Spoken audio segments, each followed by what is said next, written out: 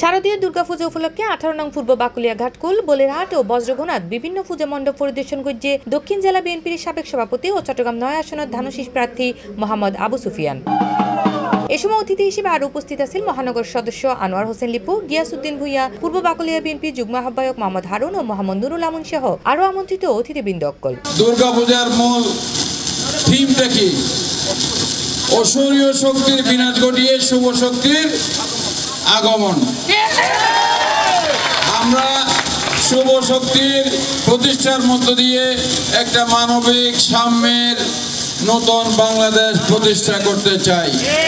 এই নতুন বাংলাদেশ, স্বপ্নের বাংলাদেশ প্রতিষ্ঠার ক্ষেত্রে আমাদের সম্মিলিতভাবে ঐক্যবদ্ধভাবে আমাদের সামনে পথ চলা এগিয়ে যেতে হবে। আর রহমানের নির্দেশক্রমে এবং বেগম খালেদার নির্দেশক্রমে আগামীতে ধানশীষ প্রতীক নিয়ে এই সরকার 9 আসনে তিনি ইলেকশন করবেন। এ সময় পূজা পরিদর্শনত গেলে অতিথি অকলরে ফুলের শুভেচ্ছা জানায় পূজা উদযাপন কমিটির নেতৃবৃন্দ রাজকুমার, মিন্টু দাস, বাদশা দাস। আপনারা সবাই ওনার জন্য দোয়া করবেন।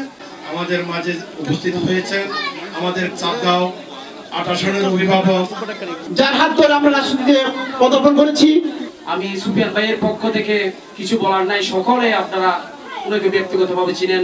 আল্লাহ আবু সুফিয়ান ভাইকে ধানশীষ প্রতীকে ভোট দিয়ে জয়যুক্ত করবেন। এই কারণে আমি সবাইকে বলবো 9 আসনে আমরা প্রার্থী হিসাবে যখন পাচ্ছি, এটা আমাদের সৌভাগ্য। আমাদের সবার আনন্দ ভাগাভাগি করার জন্য এসেছেন। C+ TV, Chittagong.